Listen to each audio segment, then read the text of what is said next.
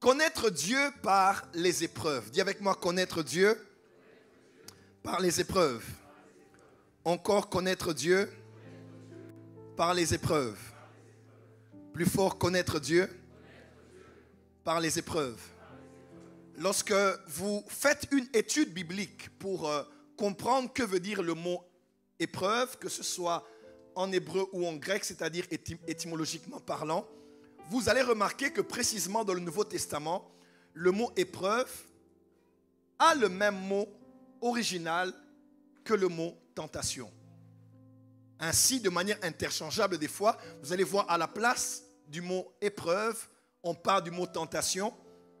Et si ça veut prêter à confusion, il faut juste aller dans l'original ou lire le contexte surtout pour comprendre qu'est-ce que Dieu voulait dire. Donc Dieu ne voulait pas parler d'une tentation dans ce texte, il voulait parler plutôt d'une épreuve. Ou si ce n'est pas une épreuve, il voulait parler d'une tentation. Donc ces mots sont interchangeables. Des fois à la place d'épreuve, on parle de tentation, on parle d'épreuve. Il faut bien comprendre le contexte pour savoir de quoi est-ce qu'on parle. Bien que ces deux mots aient le même mot dans l'original, il y a néanmoins des différences qui peuvent nous permettre de mettre une ligne de démarcation entre le mot épreuve et le mot tentation. Puisque beaucoup de gens confondent ce que veut dire une épreuve avec une tentation. Alors je vous propose aujourd'hui, avant de commencer par l'introduction, 10 différences entre l'épreuve et la tentation. Si on doit les mettre en termes de différence, je vais vous énumérer 10 points qui différencient l'épreuve de la tentation. Dis avec moi, Amen. Premièrement, lorsqu'on parle d'épreuve, l'épreuve vient de Dieu. Mais la tentation vient du diable. Dis avec moi, l'épreuve vient de Dieu et la tentation vient du diable. Dans Jacques 1, verset 13 à 15, il est écrit que personne, lorsqu'il est tenté, ne dise « c'est Dieu qui me tente », car Dieu ne peut être tenté par le mal et il ne tente lui-même personne. Mais chacun est tenté quand il est attiré et amorcé par sa propre convoitise. Puis la convoitise, lorsqu'elle a conçu, enfante le péché, et le péché étant consommé, produit la mort. Donc Dieu est celui qui nous éprouve, mais le diable est celui qui nous tente. Dieu ne tente pas. Amen. Mais Dieu nous éprouve. Le diable est par contre appelé le tentateur. Matthieu 4, verset 3. Le tentateur s'étant approché de lui, lui dit, si tu es fils de Dieu, ordonne que ces pierres deviennent des pains. On appelle ici l'ennemi de nos âmes le tentateur. Amen. Dis avec moi, le diable est le tentateur. Donc Dieu est celui qui nous éprouve, il ne nous tente point, mais le diable est appelé le tentateur. 1 Thessaloniciens 3, verset 5. Ainsi, dans mon impatience, j'envoyais m'informer de votre foi dans la crainte que le tentateur ne vous eût tenté et que nous n'eussions travaillé en vain. Donc Dieu est celui qui nous éprouve, mais le diable est celui qui nous tente. La tentation vient du diable, mais l'épreuve vient de Dieu. Deuxième chose, l'épreuve nous est imposée par Dieu, mais la tentation nous est suggérée par le diable. Je répète, l'épreuve nous est imposée par Dieu, mais la tentation nous est suggérée, proposée par le diable. Parce que l'épreuve est une imposition, mais la tentation est une suggestion. Tu n'as pas de choix face à l'épreuve, mais tu as toujours le choix face à la tentation. Quelqu'un peut dire amen très fort.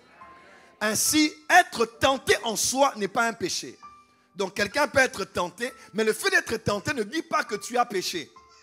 Mais c'est le fait de céder à la tentation qui devient un péché. Amen. La tentation, l'épreuve nous est imposée. Donc quand tu es un enfant de Dieu, que tu le veuilles ou pas, il arrivera des saisons où Dieu va t'imposer une épreuve, mais le diable par contre va te suggérer une tentation. Troisième chose, l'épreuve purifie notre foi. Vous savez l'image de l'or, n'est-ce pas? L'épreuve vient purifier notre foi.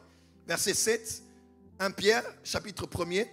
Afin que l'épreuve de votre foi, plus que l'or périssable, qui cependant est éprouvé par le feu, ait pour résultat la louange, la gloire, l'honneur, lorsque Jésus-Christ apparaîtra. Donc, l'épreuve, c'est comme l'épreuve du feu par lequel l'or passe.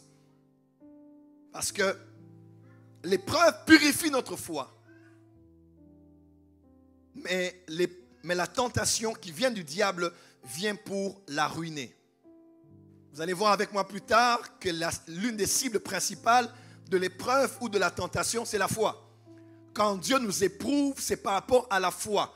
Quand le diable nous tente, c'est par rapport à la foi. Amen. Quatrième différence. L'épreuve accroît en nous le fruit de l'esprit. L'un des buts que Dieu poursuit dans l'épreuve, c'est d'accroître en vous le fruit de l'esprit. Par exemple, la patience. Vous allez voir, il y a des versets comme ça. Quand on passe maintenant par l'épreuve, il y a une dimension du fruit de l'esprit qui grandit en nous. Mais la tentation vient pour accroître les œuvres de la chair. Quand Dieu te fait passer et t'impose une épreuve, c'est pour que tu deviennes plus spirituel dans ton caractère.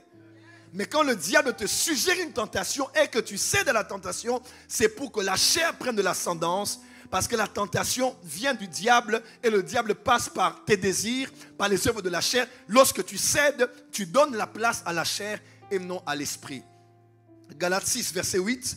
Celui qui sème pour sa chair moissonnera de la chair la corruption, mais celui qui sème pour l'esprit moissonnera de l'esprit la vie éternelle. Cinquième différence. L'épreuve a pour but de nous faire ressembler à Christ. Mais la tentation a pour but de nous faire ressembler à Adam. L'épreuve a pour but de nous faire ressembler à Christ. Quand Dieu te fait passer par plusieurs épreuves dans la vie chrétienne, la vie chrétienne est parsemée de plusieurs types d'épreuves. Mais tu vas voir, à la fin de tout, le Saint-Esprit envoyé par le Père, en toi et hors de toi, orchestrant toutes ces choses, fait en sorte que Christ soit formé en toi. Que tu ressembles à la fin à Christ par ta nature, puisque tu ne cèdes pas ce que le diable te propose, la chair te propose, le monde te propose, mais tu cèdes à la parole de Dieu, à ce que l'Esprit de Dieu veut. Tu deviens un peu plus comme Jésus. Tu ressembles à Jésus. Mais quand la tentation vient, que tu cèdes une fois, deux fois, trois fois, tu finis par ressembler à Adam et à réactiver la nature adamique. Sixième différence. Différence entre l'épreuve et la tentation. L'épreuve a pour but d'accroître donc ta spiritualité. Mais la tentation a pour but de la réduire. Quand Dieu t'éprouve, c'est pour que tu deviennes beaucoup plus spirituel. Mais quand Satan te tente et que tu cèdes, il a pour but que tu deviennes de moins en moins spirituel. Septième différence. Dieu nous éprouve pour nous voir réussir.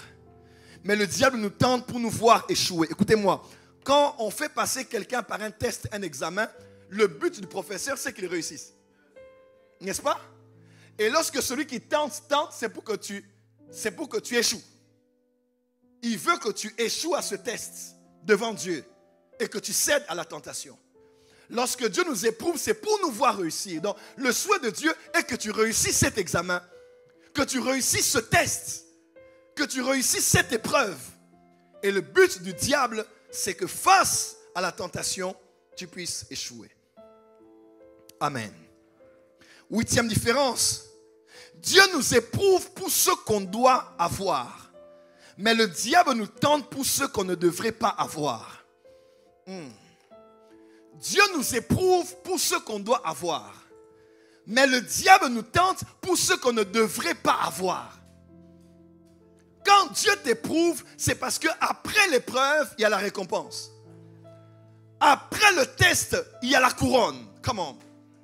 Après le test, il y a un trône qui t'est réservé. Après cette épreuve, si tu réussis à avoir la bonne attitude, la bonne mentalité, le bon langage, les bonnes réactions face à l'épreuve devant Dieu et devant le monde spirituel. Mais Satan, quand il te tente, c'est parce qu'il veut que tu aies des choses que tu n'es pas censé avoir. Tu n'es pas censé avoir cet argent par cette voie-là. Tu n'es pas censé avoir cet homme en ce moment-là. Tu n'es pas censé coucher avec cette femme en ce moment-là de ta vie. Tu n'es pas. Donc, tout ce que Satan te propose en tentation, ce sont des choses qui, normalement, très souvent, te reviennent de droit, mais il veut te les donner hors du plan de Dieu ou avant le plan de Dieu. Tu n'as pas dit Amen. Tu n'as pas dit Amen. Dis à ton voisin, Dieu t'éprouve. 9e différence. Dieu nous éprouve pour sortir le meilleur de nous. Mais le diable nous tente pour sortir le pire de nous. Dans chacun de nous, il y a le meilleur et le pire. Dans chacune de nous, il y a une folle et une reine. Dans chacun de nous, il y a un fou et il y a un roi. Quand tu tombes dans l'épreuve ou dans la tentation, ton attitude et ta réaction déterminera si l'une ou l'autre de ces natures de ta personne vont se manifester.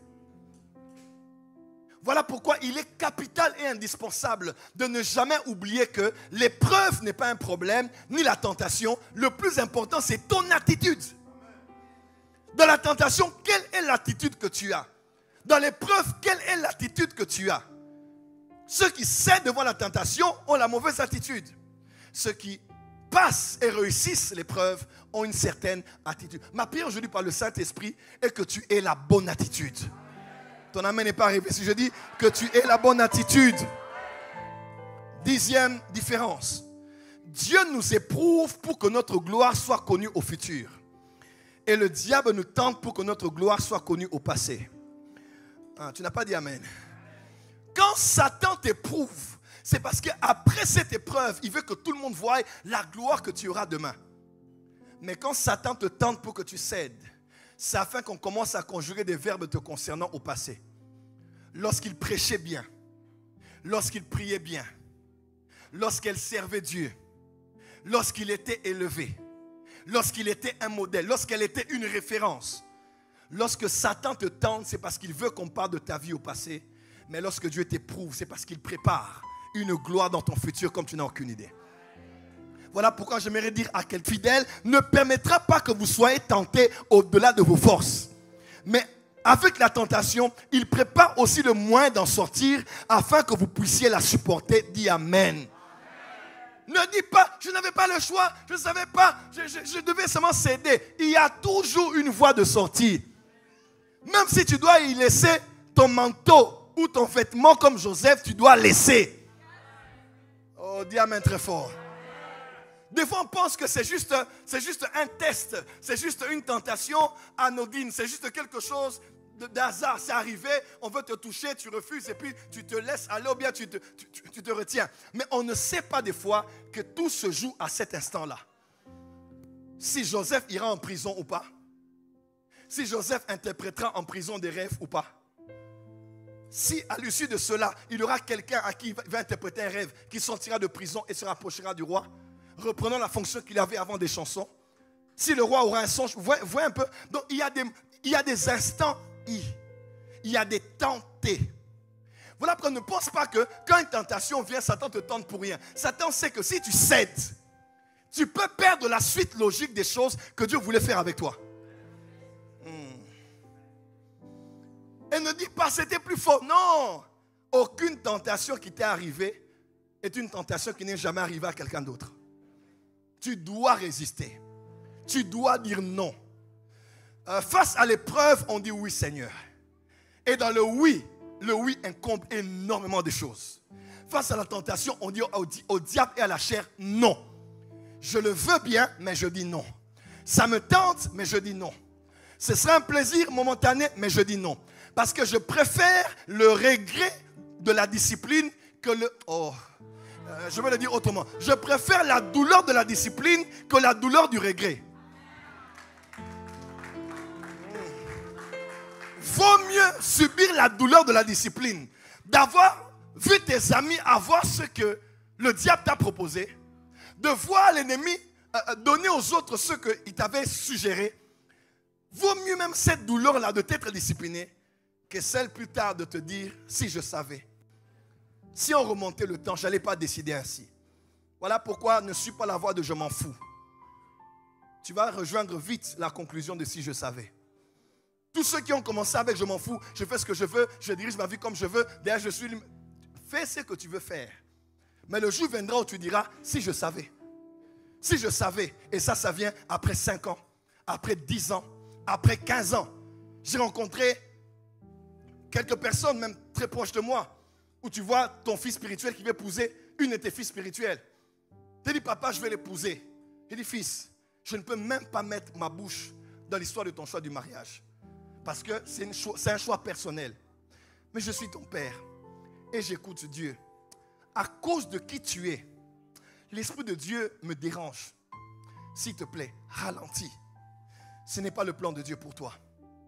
Après, papa, bon, on a fait une séance photo et puis papa. Aujourd'hui, après 7 ans, après 9 ans, après 10 ans, papa, tu avais raison. Pourquoi? Parce que nous, on voit aujourd'hui, mais Dieu voit 20 ans plus tard. Dieu voit 30 ans plus tard. Voilà pourquoi écoutez Dieu. Je dis à quelqu'un, écoutez Dieu. Dis à ton voisin, ne cède pas à la tentation. Dis à ton voisin, tiens bon durant l'épreuve, car Dieu a quelque chose de très glorieux pour ta destinée. Si tu le crois, acclame très fort pour le Seigneur. Acclame très très fort pour le Seigneur.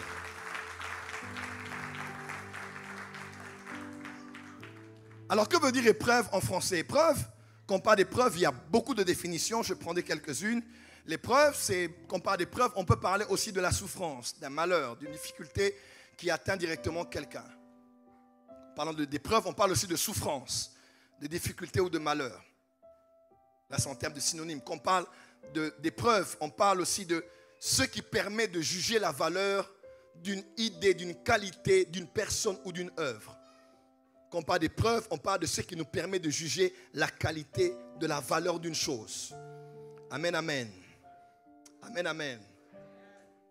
Quand on parle d'épreuve, on parle aussi d'essai par lequel on éprouve la résistance, la qualité de quelque chose. Quand on parle de tests, de critères.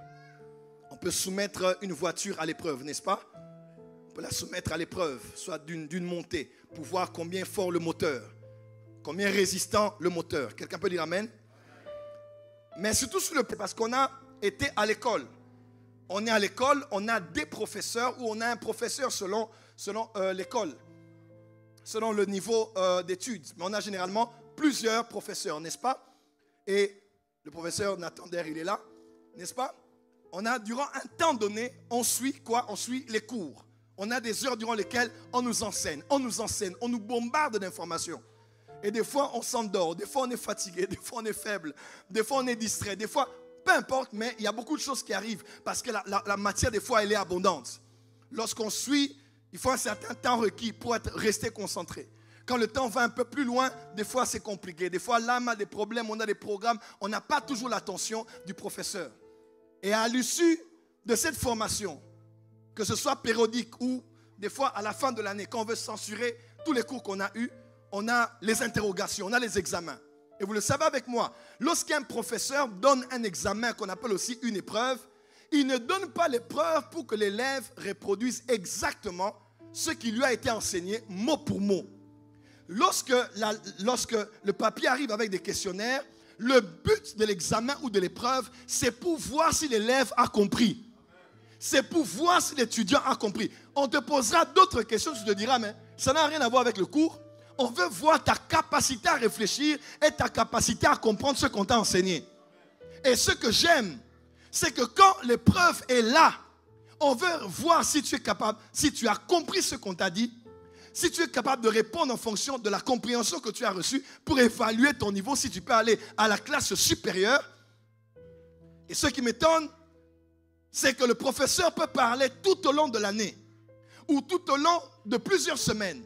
Mais quand c'est l'épreuve, c'est le seul moment où le professeur ne parle plus.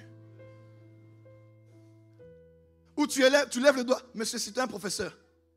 Il fait comme s'il ne te connaissait pas. Parce qu'il a assez parlé. Et quand lui parlait, toi, tu étais distrait. Maintenant, tu vas répondre aux questions. J'aimerais dire à quelqu'un là où tu es. Toute la vie chrétienne est ainsi. Dieu est ton professeur et il t'enseigne tous les jours. Aujourd'hui, avec l'arrivée des médias, on a des enseignements de Dieu à chaque instant. À part les circonstances des événements, dans la parole, on en a par écrit, on en a par post sur WhatsApp, sur les réseaux sociaux, on en a par prédication, par séminaire, par convention, on en a 24 heures sur 24. Il y a des gens qui finissent ce live maintenant, ils vont aller suivre le live d'un autre pasteur au Nigeria, après ils vont aller suivre notre live d'un pasteur au niveau des États-Unis. Pourquoi? Parce que les professeurs nous enseignent et l'information est disponible pour tout le monde. Mais laisse-moi te dire, quand l'épreuve de Dieu arrive, Dieu reste silencieux. Et quand tu vois Dieu silencieux, ne dis pas, Dieu ne parle pas. Je suis venu vraiment devant le prophète. J'ai vraiment mis l'offrande pour que le prophète me remarque. Il ne m'a pas remarqué. Le prophète ne parlera pas. On ne te localisera pas. Tu peux même faire l'offrande au prophète. Tu dis au prophète, qu'est-ce que tu vois? Il dit, je vois tes mèches. Je vois ton fond de teint. Et quand tu vois comme ça, ne dis pas, Seigneur, qu'est-ce qui se passe? Tu ne me parles pas, tu ne me vois pas, je vais dans une autre église. Tu vas faire toutes les églises, on ne te parlera pas. Parce que tu es durant la période de l'épreuve. On t'a trop parlé, on t'a trop prêché. Maintenant, Dieu veut voir si tu peux appliquer ce qu'on t'a dit. Voilà pourquoi, quand Dieu dit ne crains rien, et que tu n'as rien à craindre à l'instant, crois-moi, ne crains rien là, il est prophétique. Quand Dieu te dit ne crains rien et que tu n'as rien à craindre à l'instant, prends ça au sérieux. Parce que Dieu ne te parle pas en fonction du présent. Mais il sait que dans peu de temps, il y a une situation qui viendra pour laquelle tu auras peur. Et il te donne maintenant un ne crains rien pour qu'en gardant ce ne crains rien, quand les épreuves viendront, tu te rappelles qu'il t'avait dit ne crains. Voilà pourquoi quand les épreuves arrivent, ne cherche pas de nouvelles révélations. Quand les combats arrivent, ne cherche pas de nouvelles orientations. Réfère-toi aux précédentes que Dieu t'avait données. Oh my God. N'oublie pas dans les ténèbres ce que Dieu t'avait dit dans la lumière. N'oublie pas après la prière ce que tu as entendu de Dieu pendant la prière. C'est maintenant l'épreuve où Dieu est en train de t'éprouver. De voir si tu as compris. Arrêtez de nous fatiguer. Là où tu es là, c'est l'épreuve. Oh, je dois prier comment? Je dois jeûner comment? Débrouille-toi. Oh mon père, pourquoi m'as-tu abandonné? Tu vas supporter. Tu vas supporter. Dis à ton voisin, Dieu est silencieux parce qu'il est le professeur. Il t'a parlé, énormément parlé. Maintenant, tu es à l'épreuve. Afin de voir si tu as compris ce qu'il t'avait enseigné. Moi, quand je vois un moment où tu es silencieux sur ma vie, je vois des choses arriver, je dis, tu m'as dit, non, réfère-toi à ce que je t'avais dit. Parce que je te l'avais dit. Quand les problèmes arrivent, tu vois les erreurs de l'homme, les péchés de l'homme. Tu crois que tu es surpris, Dieu est surpris. Mais Dieu te disait qu'il serait avec toi parce qu'il savait. Quel genre d'homme tu vas épouser? Quel genre de faiblesse cet homme a? Et il t'avait dit, reste là, je suis avec toi, parce que Dieu ne te sortira pas de la fournaise ardente. Des fois, Dieu entrera à l'intérieur, il ne te sortira pas du problème, il va t'assister à l'intérieur. Parce que ce feu-là est là pour purifier l'or. Est là pour exalter la valeur de l'or. Je dis à quelqu'un qui est ici, qui m'entend, c'est difficile, je sais. Mais Dieu est avec toi dans la difficulté. Il ne t'en sortira pas directement. Il veut te former, il veut te travailler, il veut te façonner pour être le genre de femme qu'il voulait que tu sois. Dis à ton voisin, bienvenue à l'école de Dieu. Change de voisin, dis voisin, bienvenue à l'école de Dieu. Dieu a des cours, hein? Mais le cours le plus difficile dans l'école de Dieu, c'est le cours sur lequel il est écrit la souveraineté de Dieu. Tu sais, ce cours-là, je ne l'aime pas. Hein? Le cours sur la souveraineté de Dieu, c'est le cours qui fait de tout homme un menteur. Et Dieu seul comme disant la vérité. Où tu te dis, mais Dieu n'avait pas dit ça, pourquoi c'est arrivé? Des fois, ce n'est pas Satan, ce n'est pas le monde des esprits, ce n'est pas quelque chose que tu aurais dû faire mais que tu n'as pas fait. Des fois, c'est Dieu lui-même qui a décidé, je ne le ferai pas. Et quand ça arrive, c'est interdit de pleurer. Tu es au garde-à-vous, tu dis, Seigneur, tu es le boss, tu es le chef, je t'aime, je te dis merci, on y va, let's go.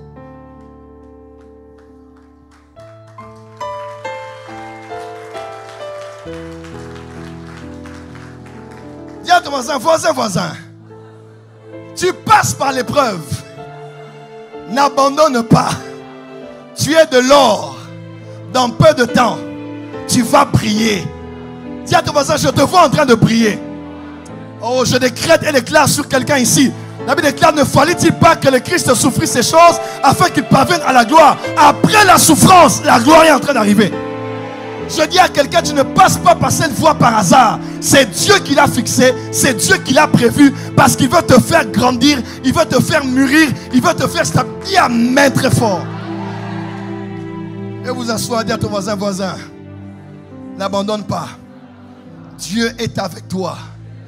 C'est un examen, c'est une épreuve. Dieu est avec toi. Papa, venez s'il vous plaît. Venez s'il vous plaît. Fils, viens aussi s'il te plaît.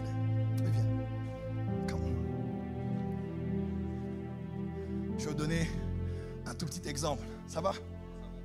Papa? Christian. Prophète Roland. Non, je n'ai pas dit toi, tu aimes les prophètes. Oh.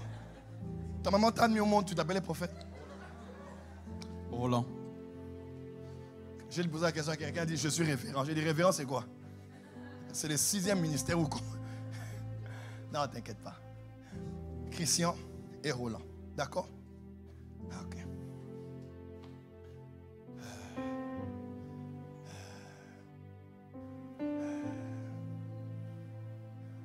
Maman, venez s'il vous plaît. Mettez-vous là. D'accord. J'ai appelé Christian et Roland. Je les ai appelés à arriver au point X. Maman, c'est Lucie. Ta Lucie, c'est l'élévation. Ta Lucie, c'est dans le palais de Pharaon. Ta Lucie, c'est sur le trône.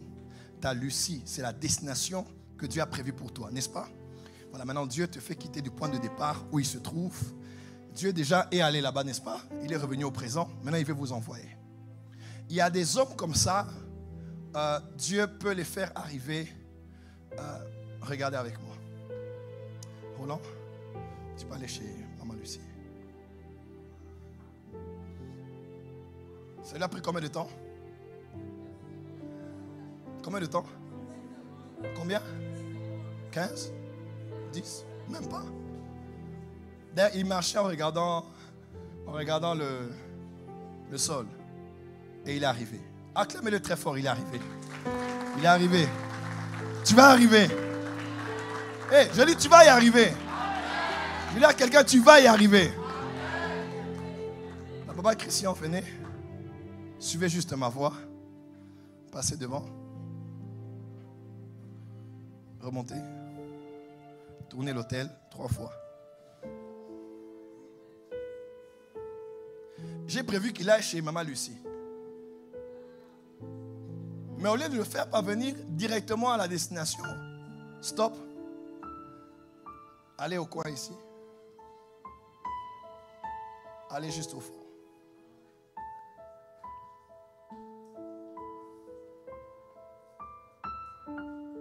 Revenez.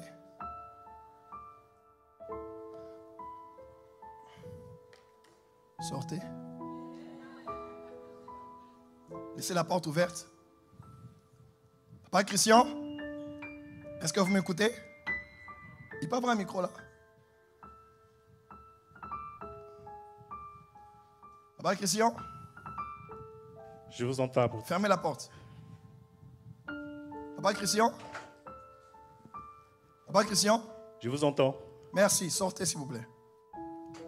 Il y a un beau soleil à l'extérieur qui vous attend. Non, sortez, sortez. Allez à droite. Papa Christian? Papa Christian? Je vous entends de très loin. De très loin. Est-ce que vous me voyez? Vous m'entendez, n'est-ce pas? Ok, allez-y jusqu'à la porte. Je n'entends plus rien. C'est pas grave. Allez jusqu'à la porte d'entrée. À la porte d'entrée. Faites le signe jusqu'à la porte d'entrée. Ici, ici, ici. Ok, qui rentre dans la salle.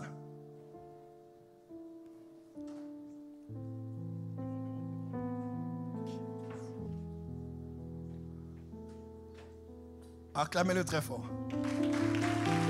Allez-y tout droit.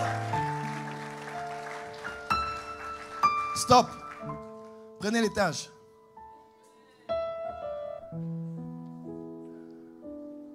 Il y a des gens comme ça dans la vie. Seigneur, les autres doivent se marier. Ils se marient 2 mois après. D'autres gens se marient, c'est tellement facile pour eux. Ils ne prient pas beaucoup, ils ne jeûnent pas beaucoup. Il n'y a pas d'hôtel, il n'y a pas de réclamation. Quand ils ont prévu de faire une chose, ils y arrivent directement. Mais moi, alors que le chemin est d'aller juste à droite, je dois aller juste faire le tour ici, tourner, partir dans les bureaux, dans l'église, et rentrer, sortir. Et me voilà au-dessus. Descendez s'il vous plaît.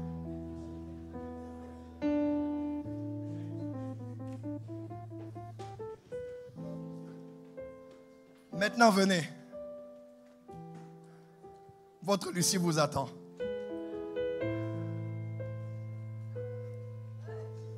C'est sa femme, ne vous en faites pas. Un bisou à votre femme là-bas.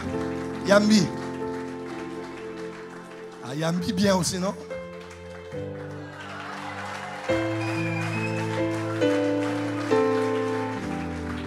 Je ne sais pas pour qui je suis venu ce soir dans cette simplicité. Tu peux arriver à un moment de la vie, tu te dis, Seigneur, le chemin est là, pourquoi tu m'emmènes là-bas?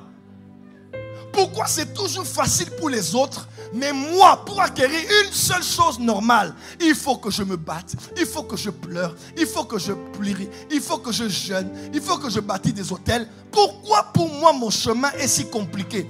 J'aimerais dire à quelqu'un, on peut tous arriver à destination, mais le chemin à prendre est différent selon les desseins de Dieu.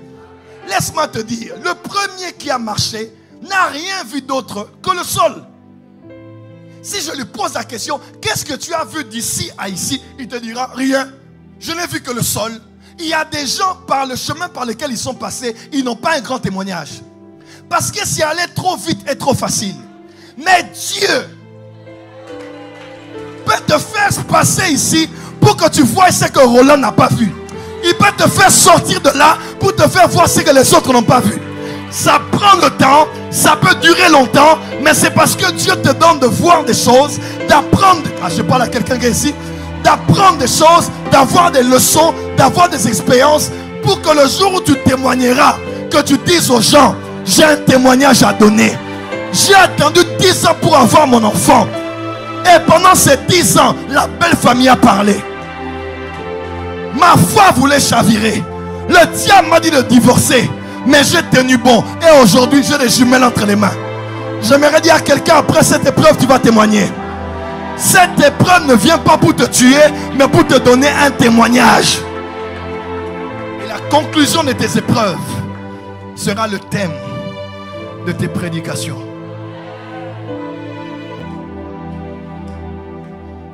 Tu es passé par tout ce chemin pour que tu aies quelque chose à dire. Veuillez vous asseoir dans la présence de Dieu.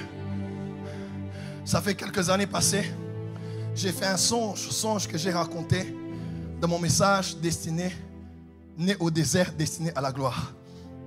Quel était ce songe? On était allé à la Crevette où on faisait les réunions de la MAP, plus de 15 ans passés. Et je me voyais, on était dans une fête de mariage. Je suis sorti pour aller dormir dans la voiture, attendant que l'heure arrive pour qu'on rentre à la maison. C'est une fête de mariage de notre église. Je vais dans la voiture, je m'endors et je fais un songe dans la voiture. Quel était ce songe? Je me vois avec beaucoup d'hommes de Dieu. On était ensemble. Beaucoup de pasteurs, plusieurs pasteurs. On était là, on marchait. Un moment, tout le monde avançait bien. Moi, je suis comme tombé. J'ai comme fait une chute. Mais la chute que j'ai faite, je ne suis pas tombé dans un fossé. C'est comme une force qui m'a pris, qui m'a mené de l'autre côté. Et je vois les hommes de Dieu avec qui j'étais prendre un chemin, tous ensemble. Et moi, j'ai pris un tout autre chemin. Mais j'allais avec rapidité. Je volais, je marchais, je sautais. Mais j'ai pris un tout autre chemin. Et à un moment donné, nous nous sommes croisés à la destination. Et j'avais comme un plat, comme avec du sel entre les mains. Et vous savez quoi? C'est l'histoire de ma vie. Ou du moins, d'une petite étape de ma vie. Pendant un moment, j'étais avec tous les amis pasteurs, les amis serviteurs de Dieu. Et à un moment donné, il y a eu cassure. Où moi, j'ai pris un autre chemin. Où je me suis retrouvé comme isolé, comme abandonné. On citait tous les pasteurs, sauf Joël Francis. En parlant bien de tout le monde, sauf lui. Vous savez quoi? Quand on est à la ICC, il y a quelques jours passés, Ce rêve m'est revenu. Quand on entrait avec maman, on entrait à ICC. Et je voyais prophète Jogas, pasteur Yvan, apôtre Yvan, tous les amis, on s'embrassait. Ce rêve m'est revenu. J'ai dit, j'ai passé des années seul. Où tout le monde était ensemble. Moi, j'étais dans mon coin. Mais regarde comment Dieu fait les choses. Aujourd'hui, j'ai aussi quelque chose à dire. Je ne parle pas du Dieu de Béni-In. Je ne parle pas du Dieu de Idaoussa. J'ai vécu un Dieu parce que par mes blessures, par mon rejet, par mes erreurs aussi, j'ai appris à avoir un Dieu. Aujourd'hui, nul ne me séparera de l'amour de Dieu manifesté en Jésus-Christ. J'ai vu les gens venir, j'ai dit gloire à Dieu. J'ai vu les gens partir, j'ai dit gloire à Dieu. Aujourd'hui que les gens reviennent, j'abandonnerai Dieu pour les hommes? Non. Parce que Jésus est plus que la foule pour moi. Jésus est plus que les acclamations pour moi. Jésus est plus que la gloire des hommes pour moi. J'aime ce Dieu pas pour le travail. Même s'il me dit de laisser le prophétique aujourd'hui, je le laisserai. Je préfère être un bon chrétien assis derrière avec mon Jésus qu'être un prophète sur la chair sans lui. Parce que je viens de l'enfer. Je viens de l'enfer. Je viens de l'enfer. Vous ne pouvez même pas imaginer, je viens de l'enfer. Quelqu'un me dit, prophète, tu as encore l'habilité de pardonner des gens, d'accueillir des gens qui t'ont rejeté. Je dis, Dieu m'a appris à faire la différence entre celui qui m'a offensé et l'offense. Même moi aussi, je peux offenser quelqu'un. Parce que nous sommes des humains. Mais ne laisse jamais l'offense comme énergie entrer dans ton cœur. Ça va te pourrir la vie. Il ne faut pas laisser l'offense habiter en toi. Et aujourd'hui, quand les gens reviennent, pardon, ce n'est pas être naïf, c'est être enfant de Dieu. Parce que si Dieu m'a pardonné, je dois pardonner. Si Dieu m'a supporté, je dois supporter.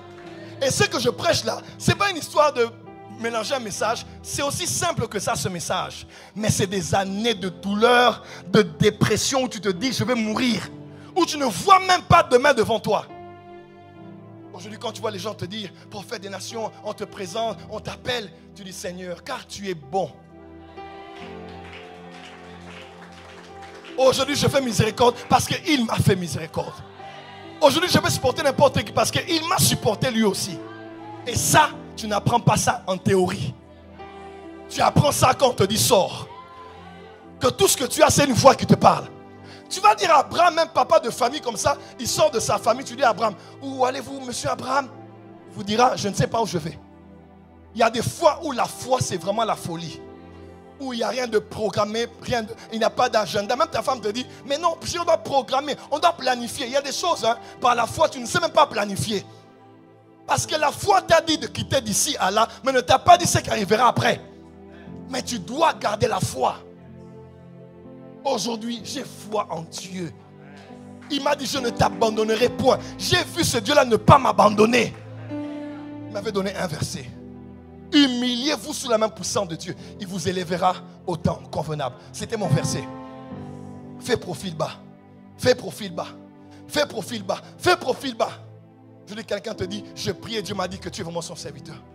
Je prie et Dieu m'a dit, appelez Joël, c'est votre frère. Je dis, Seigneur, donc moi je suis là. Toi tu es en train de parler à quelqu'un dans son rêve. Écoute-moi, quand c'est Dieu qui... Quand la notion Dieu entre dans l'équation, tout est possible. Parce que Dieu peut entrer dans le cœur de quelqu'un, changer son cœur et faire d'un ennemi un allié.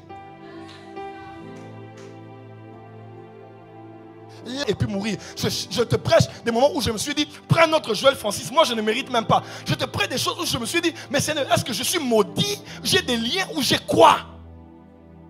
Mais j'avais oublié que c'était mon rêve.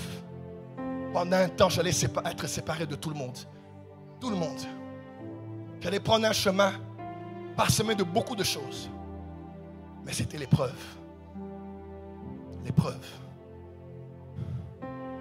Quand Dieu nous fait passer par des épreuves, il a 3 objectifs. L'épreuve nous permet de connaître Dieu. J'en parle en 3e.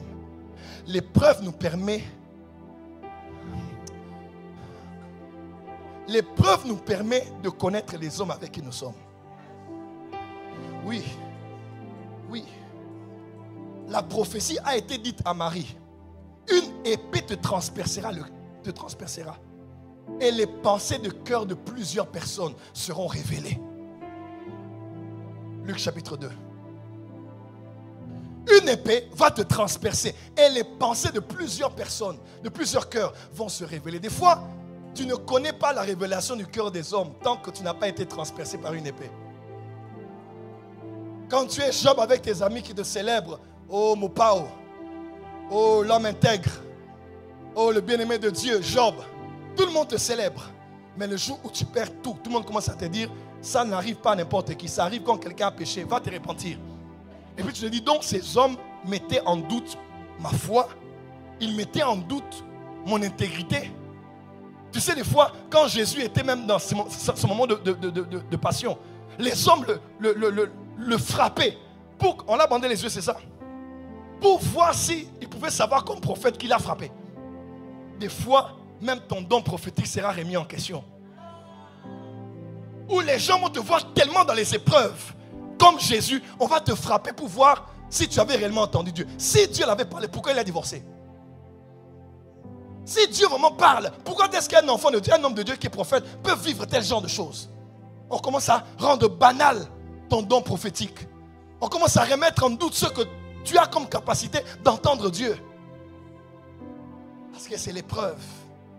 Et parce que c'est dur.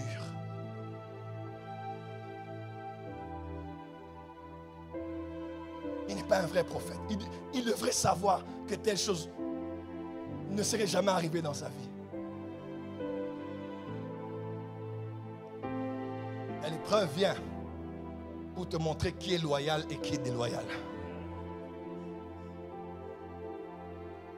C'est triste, mais j'ai appris durant l'épreuve que les hommes sont des profiteurs.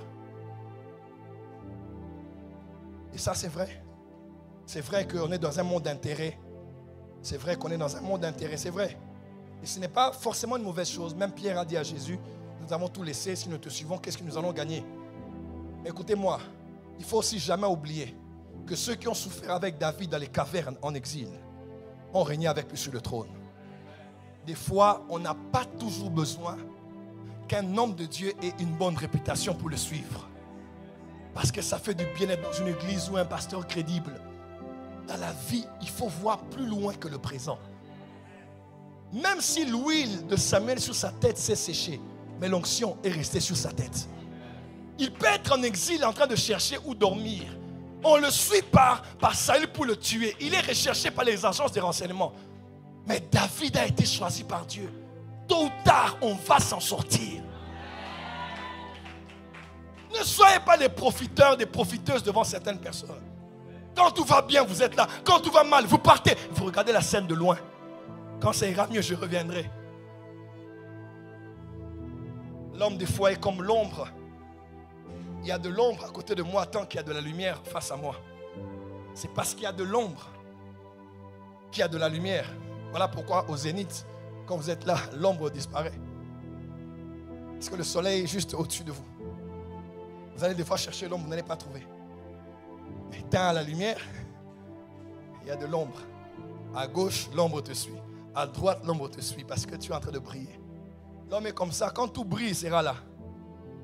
Quand tout brille, my father, my father. Voilà pourquoi il n'y a pas une plus grande richesse que j'ai dans ma vie comme mes fils et mes filles spirituels. Oh non. Arnaud, lève-toi mon fils. Arnaud, que vous voyez, en Côte d'Ivoire, mais on l'a blacklisté. Je dirais, mais on l'avait blacklisté. Il est là. Ami de beaucoup de gens, on a mis une croix sur lui. Parce qu'il s'est attaché au prophète Joël. Bon, c'était l'ancienne alliance. Dieu nous a consolés. Vous me disiez, papa, moi c'est fait. Et pourtant, tu dis que j'ai un don, j'ai une capacité, mais je me suis attaché à quelqu'un. Je suis en train de l'écouter. Et des fois, les amis veulent te faire raisonner. Mon gars, il faut chercher, il faut choisir ses combats. Il me disait, papa, ça lui faisait mal au cœur. Là, oui, il est là, il sait. Des fois, on est là, on parlait, on avait des larmes aux yeux. Il est là, Arnold. Et c'est déjà un grand message, mais puisque Samans, il était attaché à Joël Francis, je n'ai même pas le temps de vous dire ici, on ne peut pas dire ça en public, il le sait. Des lieux où on l'a mis une croix, on l'a attaqué, on l'a mis de loin, dans son propre pays. Mais aujourd'hui, si on va quelque part avec toi, ça sera différent. Aimez les gens pour ce qu'ils sont. pas pour ceux qui peuvent vous donner. Est-ce qu'on peut redevenir humain un moment? On est tous devenus des hommes et des femmes d'affaires. On s'attache à des gens parce qu'ils ont, parce qu'ils font, parce qu'ils... Non, aimez les gens pour ceux qu'ils sont. Aime seulement, parce que c'est une femme que je l'aime seulement comme elle est. Il y a trop de politique à l'église, trop de mathématiques, non, et puis on ment, et puis on non, parce qu'on est de l'ombre, parce que quelqu'un brille. Mais quand la lumière part, on cherche la personne, elle n'est plus là. Ne soyez pas de l'ombre, attirés par la lumière des gens. Aimez les gens pour ceux qu'ils sont réellement. Et c'est beau de voir hein, qu'on est passé par des temps difficiles. Maintenant, on a relevé la tête. Ça fait du bien de regarder. On dit, hé mon gars, on est là. C'est maintenant notre tour.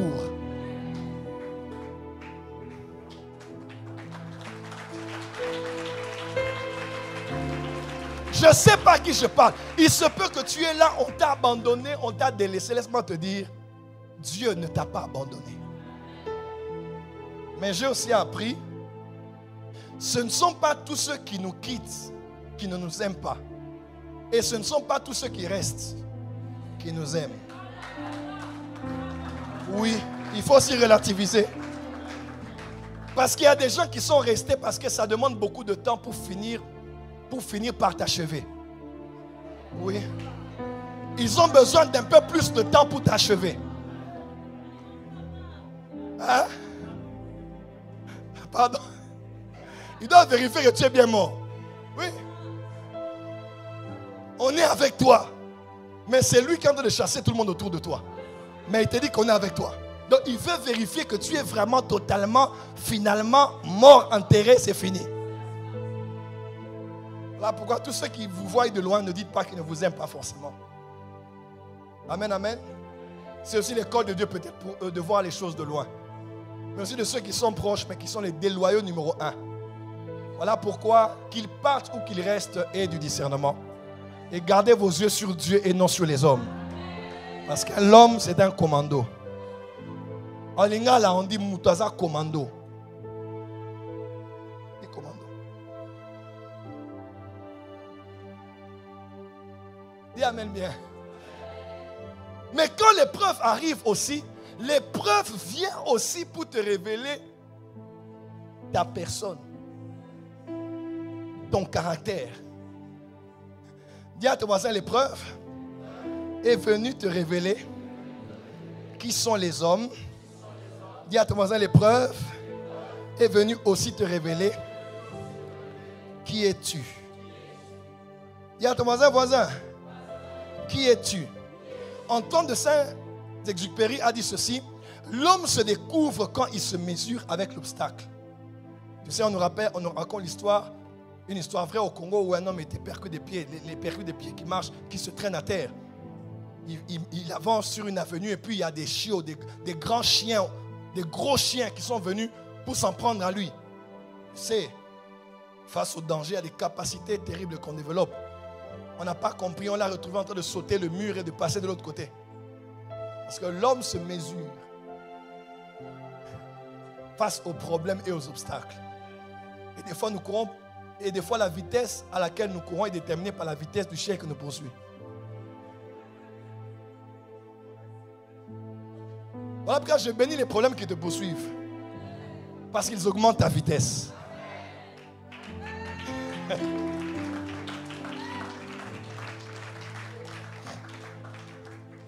J'aime beaucoup ce que les amis de Job disent. Job 4, verset 5. Et maintenant qu'il s'agit de toi, tu faiblis. Maintenant que tu es atteint, tu te troubles. C'est bien de prêcher aux autres comme maintenant toi, tu passes par les épreuves. Prêche-toi toi-même. Tu as prêché sur la foi, vis la foi. Tu as parlé de la patience, manifeste la patience. Tu as prêché sur la crainte de Dieu, manifeste ton intégrité. Tu as dit aux hommes de ne pas abandonner Dieu, maintenant là, n'abandonne pas Dieu aussi. Tu as dit aux gens que murmurer c'est mauvais devant le Saint-Esprit, toi aussi résiste au fait de murmurer. Maintenant que c'est toi, c'est bien qu'on parle aux autres. Hein? Maintenant que c'est toi, tu faiblis. Maintenant que tu es atteint, tu te troubles. Prédicatrice de la famille, prêche-toi toi-même. Voilà pourquoi des fois c'est bon d'avoir un miroir et de te regarder et de te dire Joe. Moi je faisais ça. Hein? Je mets le miroir, je dis Joe, Ah, non, Joël, hein? Ne m'appelle pas comme ça. Il dit, Joe, mon gars, ça va aller. Ça va aller, on ne va pas mourir entre les mains de nos ennemis. Et là, je pleure, hein? Il y a la mauve qui sort là. Joe, on ne va pas mourir ici. On va pas mourir ici. Samson a dit, Seigneur, ne me laisse pas mourir entre les mains de mes ennemis. Je ne vais pas mourir ici. Je ne vais pas les donner l'occasion. Et je suis mes larmes, je vais faire une photo, je souris. Mais derrière ce sourire-là, il y a quelqu'un qui est déprimé, qui veut mourir. Si tu veux pleurer, pleure à la maison. Ne pleure pas devant les gens. Il n'y a personne qui aura pitié de toi comme Dieu lui-même. J'ai parlé à quelqu'un ici. Arrête de faire toujours l'air tristouné là. Comment ça va? Comment ça va? Et tu penses qu'ils vont te regarder? Ils vont passer outre, comme dans l'histoire du bon Samaritain. Il y a un seul qui aura pitié de toi. C'est le Dieu miséricordieux. Ne vis pas pour faire pitié aux gens, pour commander l'amour, commander l'attention. Frère, à un moment là, si tu n'as personne qui peut te fortifier, tu es la personne qui doit te fortifier toi-même. Dis à ton voisin, il est temps que tu te prêches toi-même. Non. Lève-toi. Touche à trois personnes, dis, je sais que tu prêches. Il est temps que tu te prêches toi-même. Tu as beaucoup prêché, c'est bien. Relis tes notes toi-même. Ma mère me disait toujours dans les temps difficiles, tout ce que tu fais là, c'est ce que toi tu prêchais. Va recevoir tes messages sur YouTube. Dis à ton voisin, va ouvrir tes notes. Va ouvrir tes prédications. Prêche-toi toi-même. Voilà pourquoi Dieu a dit à Josué, il n'a pas dit à Josué, reçois la force. Il a dit, fortifie-toi. La force ne viendra pas du ciel. La force est à la lie, c'est au fond de toi. Secoue-toi, relève la force, fortifie-toi. Ce monde est un monde méchant. C'est la loi de la jungle. Il n'y a que les forts qui survivent. Les forts, les faibles sont mangés par les forts. Voilà pourquoi je me fais appeler indestructible. Parce que dans la vie, il faut avoir un mental en métal. Je ne vais pas mourir aujourd'hui. Oh, dis avec moi, je ne mourrai pas ici. Dis à ton voisin, je ne mourrai pas ici. Quand tu es Paul et que le serpent t'a mordu. Oui, il avait mordu Paul. Les gens attendaient qu'il meure parce qu'ils savaient qu'il avait été mordu. Quand tu regardes le serpent, rappelle-toi qu'Héraculon ne t'a pas tué. Rappelle-toi que les verges des Juifs ne t'ont pas tué. Rappelle-toi les 40 coups moins 1 ne t'ont pas tué. Rappelle-toi que le fait d'avoir été sous la mer pendant 3 jours ne t'a pas tué. Rappelle-toi que la prison, frère, quand Goliath est là, rappelle-toi de l'ours. Rappelle-toi du lion. Mets un rétroviseur et dis-toi, j'ai connu pire. J'ai connu, frère, il n'y a aucune épreuve que je peux connaître aujourd'hui qui me feront oublier ce que j'ai connu hier. Je suis fort parce que je sais ce par quoi je suis passé. Je suis un général. Je suis un général. Et j'ai une armée qui écoute ce message. Et j'ai une armée dans cette église. Tout le monde qui est assis, levez-vous, levez-vous. Et dites amen très fort. Ton amen, je ne l'aime pas. Lève-toi, dis amen très fort.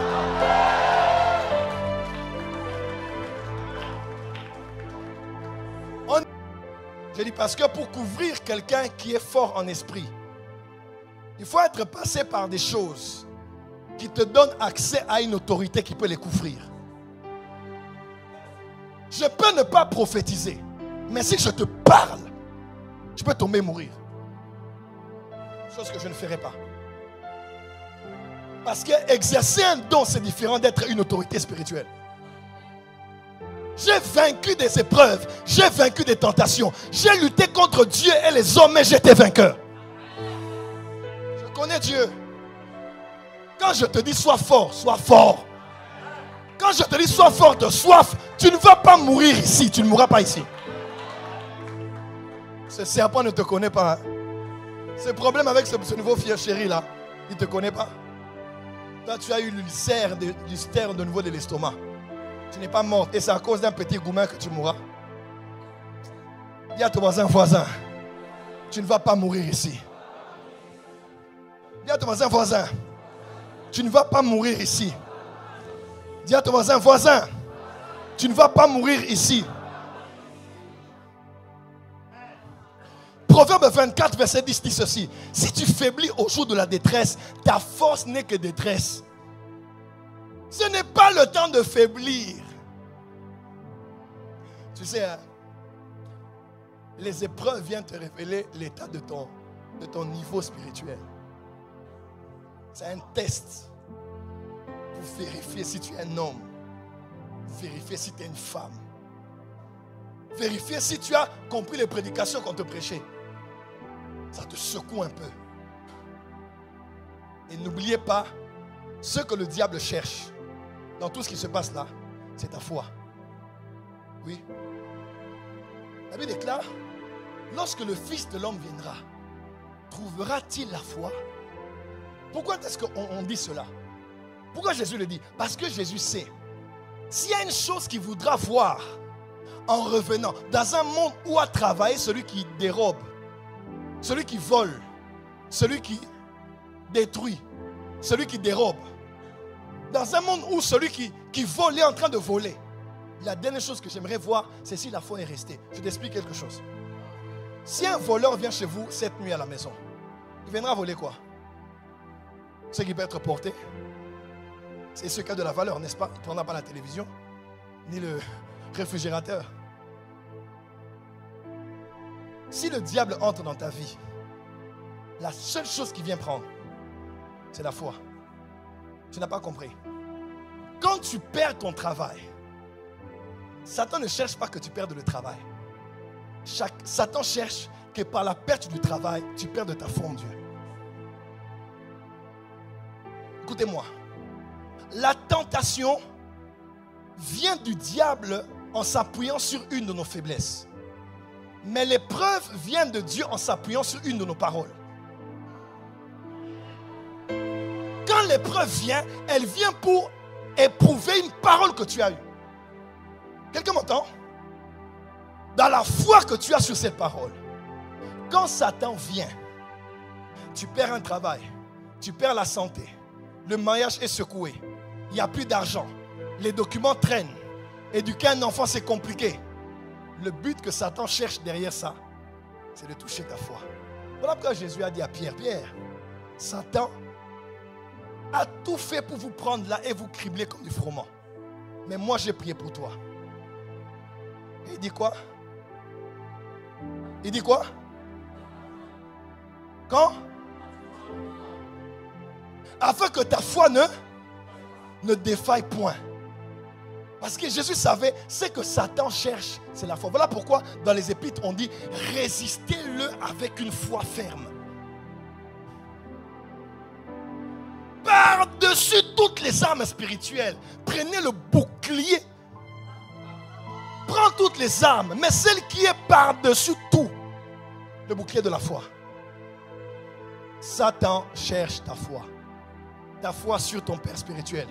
Ta foi sur ton église. Ta foi sur ce que Dieu t'a dit que tu devais être ici. Ta foi sur les promesses qu'il t'a données. Ta foi sur le fait que cet homme c'est l'homme de ta vie. Ta foi sur le fait que là c'est ton travail qu'il t'a donné. Que Dieu t'a donné. Tout ce que Satan cherche à voir. Jésus dit, mais il va tellement voler la foi que quand je reviendrai, est-ce que je vais encore la trouver? Parce que tout ce que Satan vole, ce n'est pas la santé. Quand il vole la santé, c'est parce qu'il veut voler la foi.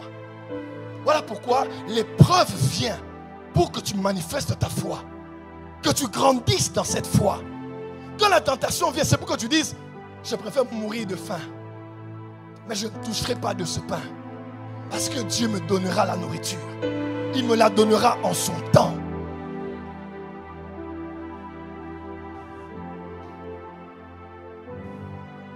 Jérémie 12, verset 5 dit ceci. Si tu cours avec des piétons et qu'ils te fatiguent, comment pourrais-tu lutter avec des chevaux? Version Semeur dit ceci. Si déjà tu t'épuises en courant avec les piétons, comment tu vas t'en sortir comment?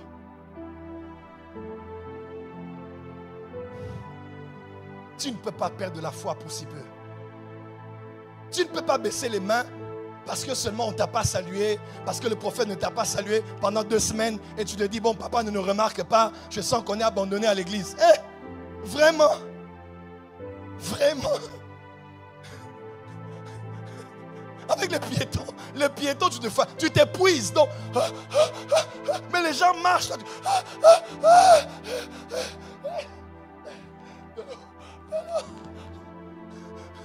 Tu n'as même pas encore affronté les chevaux. On n'a même pas encore 15 000 membres. On n'a pas encore 30 000. On n'a pas encore des immeubles ici en France. On n'a pas encore la chaîne satellitaire qui va couvrir même les pays du Moyen-Orient. Pour si peu tu laisses la prière, pour si peu tu te décourages. Non, tu n'es pas digne de courir avec des chevaux. Voilà pourquoi on dit, les épreuves sont là aussi pour tester notre fidélité dans les petites choses. Petites choses fidèles, fidèles dans les grandes choses. Et pour terminer, les épreuves viennent aussi pour nous révéler Dieu. J'ai beaucoup aimé ce texte où Dieu répond à Moïse en disant, tu diras aux enfants d'Israël, je suis, m'est apparu. Il n'a pas dit, je suis Jéhovah Rapha. Parce que s'il allait chez les Juifs et qu'il remarquait que d'autres n'avaient pas un problème de maladie, Dieu allait être limité uniquement à se manifester pour guérir les gens qui sont malades. Ainsi, il n'allait pas être un Dieu pour tout le monde. Il n'a pas dit Jéhovah Shalom. Parce que s'il allait en Égypte et qu'il trouvait aussi d'autres qui n'avaient point de problème de paix, il n'allait pas être Jéhovah Shalom pour eux. Son impact allait être limité. Il n'a pas dit je suis Jéhovah Sabaoth. Parce qu'il savait qu'en allant là-bas, d'autres peut-être n'ont pas de combat. Ils étaient à Goshen, ils étaient peut-être bien. Il n'allait pas avoir besoin de lui. Ainsi il a dit, dis-leur, je suis. Il est je suis pour que toi, selon le contexte de tes épreuves, selon l'attitude que tu auras dans l'épreuve, tu découvres un je suis. Tu découvres un attribut de Dieu en fonction de l'attitude et de la victoire que tu auras pendant l'épreuve par laquelle tu traverses. Le dernier verset d'Ézéchiel dit, la ville s'appellera dorénavant Jéhovah Shammah. Dieu est présent. Moi, je connais Jéhovah Shammah. J'ai vécu la présence de Dieu dans des moments les plus horribles où tu chasses même la présence de Dieu parce que tu te dis, je ne suis même pas digne de l'avoir près de moi.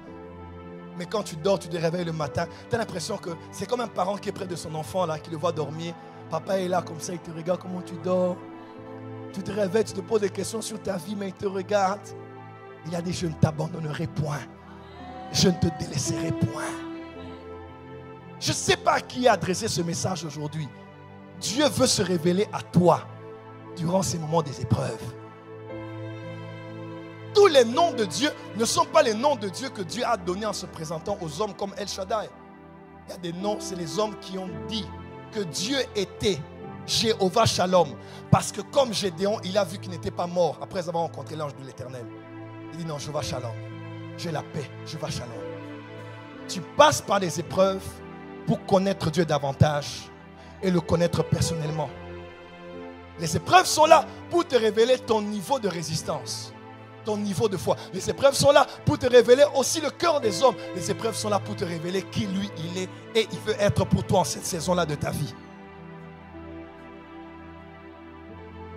On l'appelle le lys de la vallée parce qu'on ne peut connaître ce lys que si on va dans la vallée. On ne le connaîtra pas dans la montagne comme le lys. Il y a des révélations de Dieu, des adorations que tu feras monter devant Dieu. Pas parce que tu as emprunté chez quelqu'un comme un perroquet.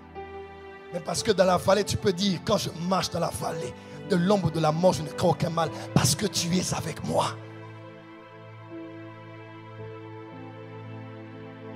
Écoute-moi, ne peut consoler un orphelin que celui qui a perdu un parent. Ouais. Ne peut consoler une veuve vraiment que celle qui a déjà perdu un mari. Elle peut même dormir chez toi pendant 3 jours parce qu'elle sait ce que ça fait de perdre un mari dans sa vie. Quand quelqu'un me dit j'ai perdu mon père, je sais parce que j'ai perdu le mien. Et je n'aurais jamais connu Dieu si je n'étais pas passé par des problèmes. Les uns diront, ils prient parce qu'ils ont des problèmes. Ils prient parce qu'ils ont des problèmes. C'est vrai. Mais c'est vrai aussi. Parce que des fois, il faut comme le fils prodigue, avoir tout perdu, être dans les problèmes. Pour avoir une nouvelle révélation de son Père. De ce qu'il est capable de faire pour toi, qu'il n'avait pas fait quand tu habitais chez lui à la maison. Ces épreuves sont là pour te révéler une nouvelle facette de Dieu. Une nouvelle nature de Dieu. Une nature qui sera comme un sceau d'alliance entre lui et toi. Un Dieu que tu invoqueras après cette saison. Et tu réaliseras que tu es passé par là pour les autres. À un moment, tu peux dire, mais moi, Josué, pourquoi je vais dans la terre promise? Écoute-moi, tu es allé dans la terre promise comme espion pour voir le lieu où tu emmèneras toute une nation. Il y a des problèmes par lesquels tu passes. Ce ne sont pas tes problèmes. Mais tu es un précurseur. Aujourd'hui, quand les pasteurs passent par des temps difficiles, ils viennent chez moi. Pourquoi? Parce qu'ils savent que je suis un survivant. Et je te dirai, et quand je te parle, tu sais de quoi je parle. Et tu as un avant et tu as un après. Parce que je suis passé par là. C'est au prix de ça. C'est dur, mais c'est au prix de ça. Les hommes n'ont pas besoin d'un ange pour les prêcher. Les hommes ont des fois besoin juste d'un être humain comme eux. Qui a aussi pleuré, qui a aussi souffert, qui a aussi eu faim. Afin qu'ils ne sentent pas. Et voilà pourquoi Jésus est venu aussi comme fils de l'homme. Pour comprendre les hommes tels qu'ils étaient. C'est vrai, nous sommes à l'école. C'est vrai, Dieu est tu pleures. Quand tu as faim, Dieu le sait. Parce que Jésus a eu faim aussi.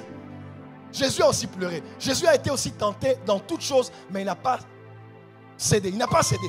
Donc tu peux aussi résister à la tentation. On ne prie pas un Jésus, papa. On prie Jésus parce qu'on le connaît. Il nous connaît. Dis amen bien. Lève la main, dis Jésus. Dis Jésus, je veux te connaître davantage. Dis Jésus, je veux t'aimer davantage. Dis Jésus, c'est dur, c'est difficile, mais je choisis une fois de plus de croire en toi et de te faire confiance. Je vois des gens verser des larmes pendant que je parle. Laisse ces larmes couler. Je vois des gens pleurer pendant que je parle. Laisse ces larmes couler. Dieu ne t'a pas abandonné. C'est tellement difficile. Des fois, ta consolation, c'est juste l'église et le service. Pour faire semblant. Mais à la maison, ça ne va pas. Là où tu habites, ça ne va pas. Financièrement, ça ne va pas. Même dans ta santé, les derniers diagnostics ont donné des rapports très inquiétants. Sur ton père, ta mère ou sur toi-même. Tu as perdu quelqu'un sur qui tu comptais.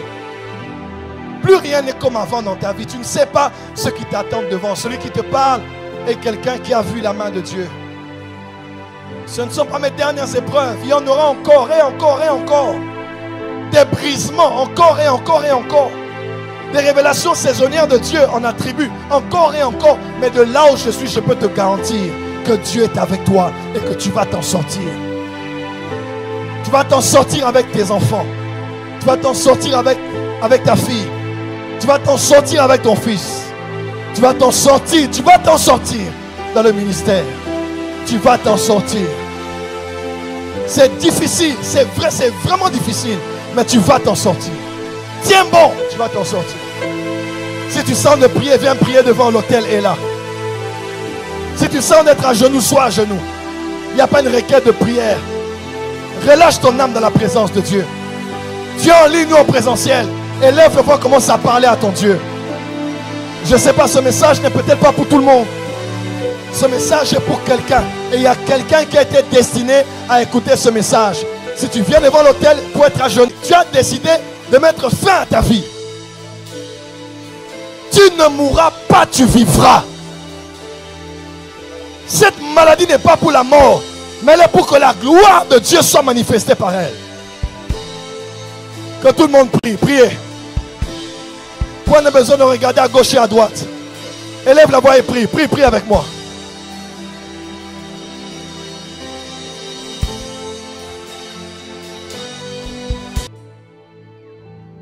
Cette épreuve n'est pas venue pour te tuer, mais pour te donner un témoignage. Tout le tour que tu es en train de faire, par lequel Dieu te fait passer, tu n'es pas perdu. Dieu ne se perd pas. Mais chaque étape de ton chemin est pour que tu voies des choses, que tu apprennes des choses, que tu comprennes des choses, que tu vas raconter demain quand tu arriveras à destination. Ne lâche pas, ne baisse pas les bras. Dieu t'aime d'un amour éternel et malgré tes erreurs et tes défaillances, Dieu est celui qui nous donne des secondes chances. Après ce culte, plus rien ne sera comme avant dans ta vie. Je vois l'ange de Dieu venir et te fortifier.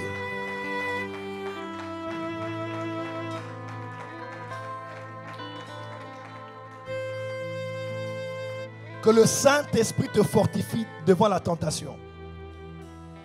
Et que le Saint-Esprit te fortifie en pleine épreuve. Car tu dois réussir à ce test. Écoutez-moi, baissez un peu le son. Est-ce que vous savez que l'une des interprétations,